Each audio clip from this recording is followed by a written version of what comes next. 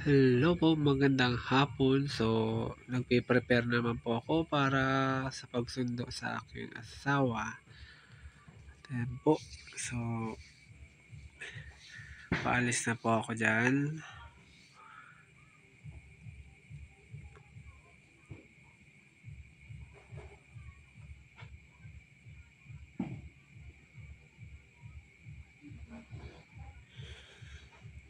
Kaya na nga po, nagsusuot na ako ng helmet for safety.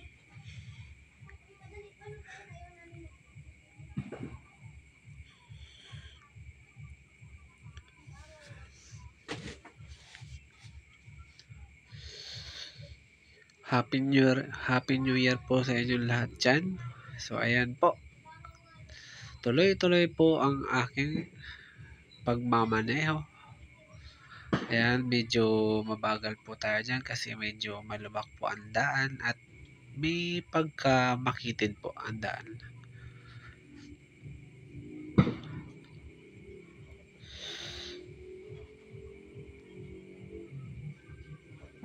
At malapit na nga po ako dyan sa may Molino. Ayan po, so kakanan po tayo dyan sa banda dyan. Ayan, kakanan na po. At tuloy-tuloy po ang biyahe. Ayan, so malapit na po ako dyan sa Barangay Hall. Ayan.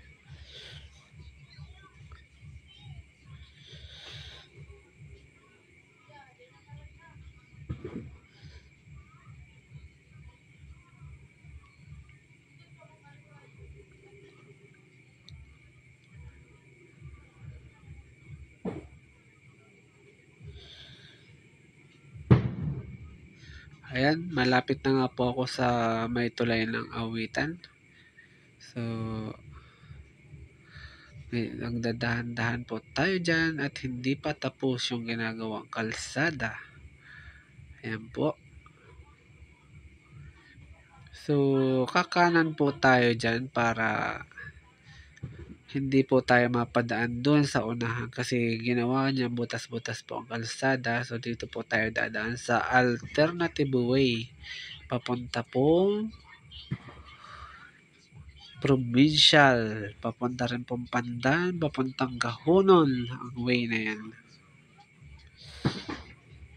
Yan po. So, dahan-dahan po at may dalawa pong hams dyan na nagtataasan. Yan. Grabe namang hams na yan. So, yung tingnan makikita nyo po ang kabilang side. So, medyo okay naman yung kabila at yung kabila naman ay lubak-lubak. Yan. Mayroon pa dyan butas. Ayun, so napakalawak po ng palayan sa dinaanan ko na yan.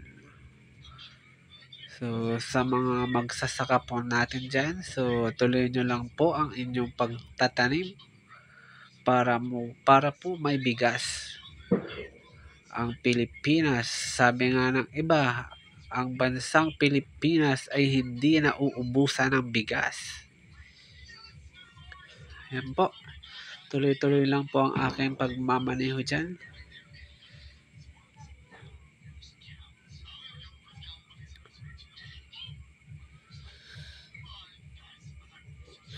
At may hams na naman. Malapit na po tayo dyan sa labasan.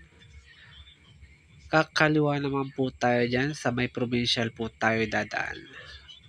Ayan, so intersection po yan. Ayan, so ang ganda pong aso. May nakita akong magandang aso dun. So shout out po dun sa may-ari nun. Ayan, so tuloy-tuloy nga po ang pagmamaneho ko dyan hanggang sa malapit na po akong makalabas sa may provincial hospital ng Camarines Norte. Ayan po. So, kakana na po ako dyan. So, papunta na po yan ng sentro. At sabi ko nga po kanina at naandyan po yan sa may provincial hospital. Ayan. Kaya marami pong nakaparadang motor dyan. Ayan. May mga nagtitinda. May may mga service ng may pasyente o ano pa man. Ayan po. So, tuloy-tuloy lang po ang aking pagmamaneho.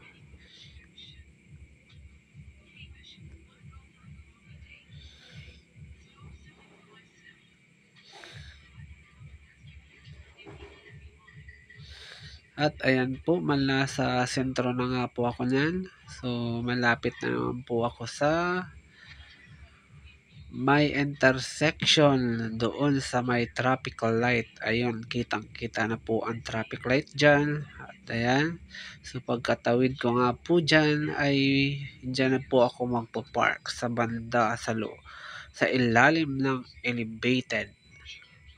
Ayan, ang lapit na po.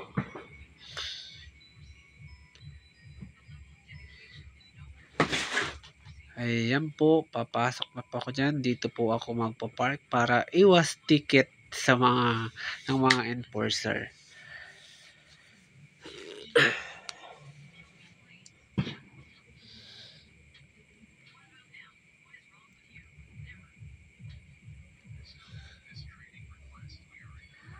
At ayan nga po, so papunta na nga po ako dyan sa pinagtatrabaho ng aking pinakamamahal na asawa. Okay, so hindi kompleto ang araw ko hanggat hindi ko nakikita ang asawa ko, syempre. Ganun ko kamahal ang asawa ko. Ayan, so naglalakad na nga po ako papunta doon.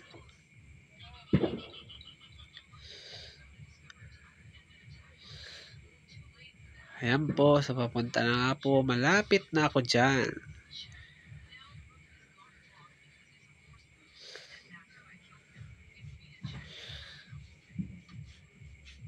Ayan nga po si Kuya Guard, si Kuya Gab. Ayan, tinawag ko pa po yan dyan. Ayan, lumingon. Ayan, so habang naghihintay po, nakuha ko pong videohan. So may mga napansin akong mga tao. So naisip ko lang na ang lahat ng mga tao ay may kanya-kanyang goal sa buhay. O ayan. Ayan, so napakaganda na po ng bayan ng Daet. Ayan. So habang naghihintay, video-video muna.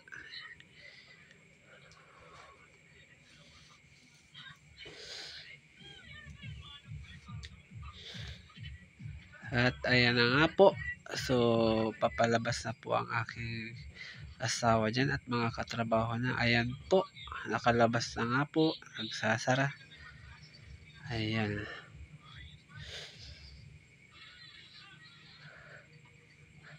Ayan na po.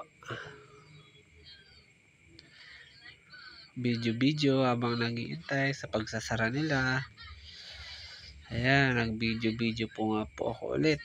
So, Happy New Year po sa inyong lahat. So, kahit walang masyadong handa, basta kompleto ang pamilya. Okay, so syempre hindi kompleto ang buhay ko pag hindi ko kasama ang asawa ko. Syempre, ayun, nasa likuran ko po siya habang nagbibideo ako. Ayan.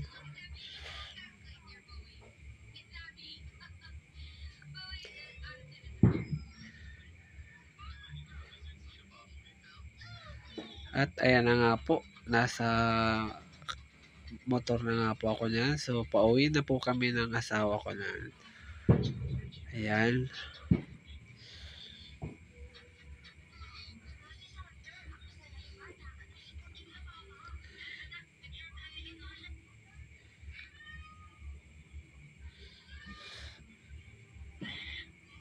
Napakasarap po sa feeling na hinahatid sundo ang mahal mo sa buhay.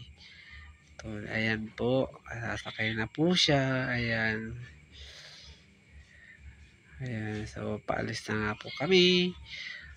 Pauwi na po kami.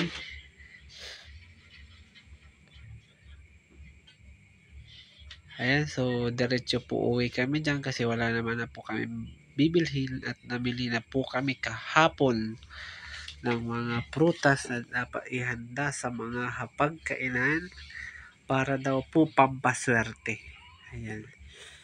So medyo natigil po kami dun at gawa ng traffic. Ayan. Naka-red po. kasi may traffic po, light po dyan sa may una-unahan.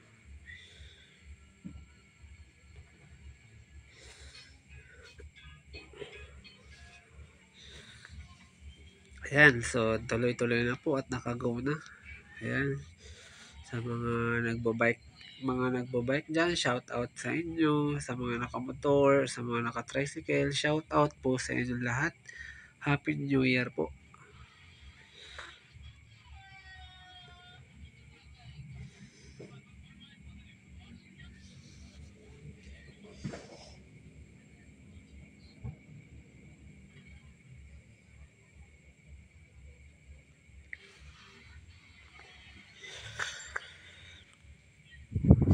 Ayan, medyo mabagal po ang takbo namin dyan. Gawa ng traffic po. Tawiran po dyan sa unahan na yan. Ayan, so nakalagpas na nga po kami. Ayan, dire-diretso na po ang aming pagmamaneho dyan. Pagmamaneho ko pala. At syempre, hindi nagmamaneho ang aking asawa at angkas po siya. Well, napakasarap sa piling. Ayan, na hinahatid sundo mo ang pinakamamahal mo sa buhay, ang partner ko sa buhay.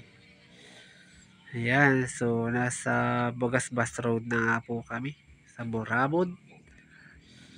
Medyo madilim na po, kaya binuksan ko na po ang ilaw.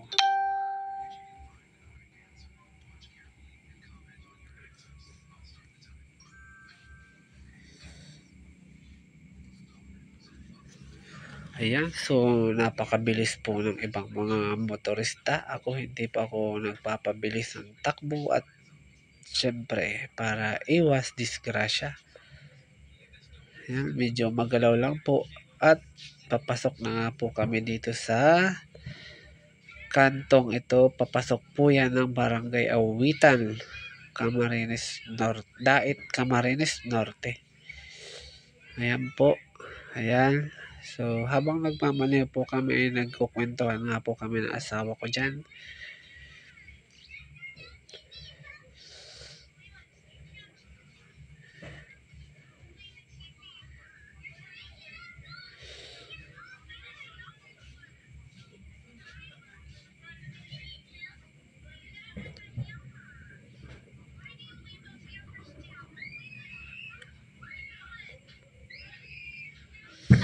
Ayan po, nasa Borabod na po kami ng mga oras na yan.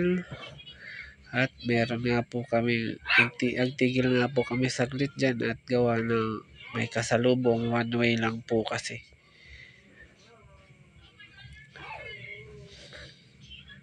At ayan, so nasa may tulay na nga po kami, medyo madilim na po. So napakaganda po ng kulay lang doon sa may paglubog ng araw. Ayun, namumula. Ayan, so medyo mabilis po ang patakbo namin dyan at wala naman pong kasalubong.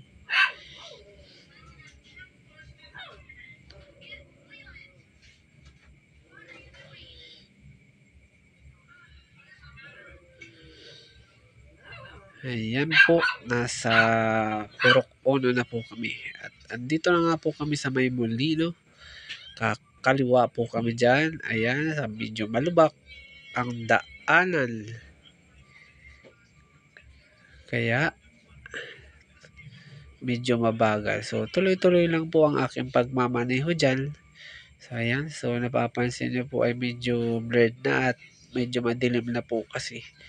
Yung nakikita nyo pong liwanag doon ay sikat po ng araw yun. So sa paglubog ayun, so napakaganda po.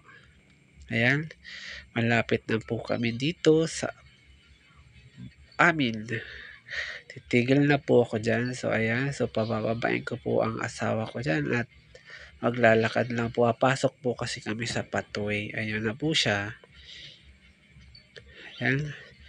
Matagal nga pa po ako nagtambay dyan gawa na may mga dumadaan. Mahirap nga na ayan, nakapark po ang tricycle sa unahan ko at ayan po. Dadaanin ko po muna yung mga dumadaan. Ang liliwanag ng ilaw ng mga motor nila. Ayun, so papasok na nga po ako dyan. At ayan nga po, sa di inaasahan, meron pong nakaharang sa dadaanan kong isang motor. Ayan, so hindi ko alam kung nasaan yung may-ari niyan. Hinarangan naman po yung daanan. Bababa nga po ako dyan para i-atras ng kaunti at para makadaan po ako. Ayan, so ayan na nga po, inatras ko na. Kasi nakakahiya naman po sa may-ari ng motor. Ayan, so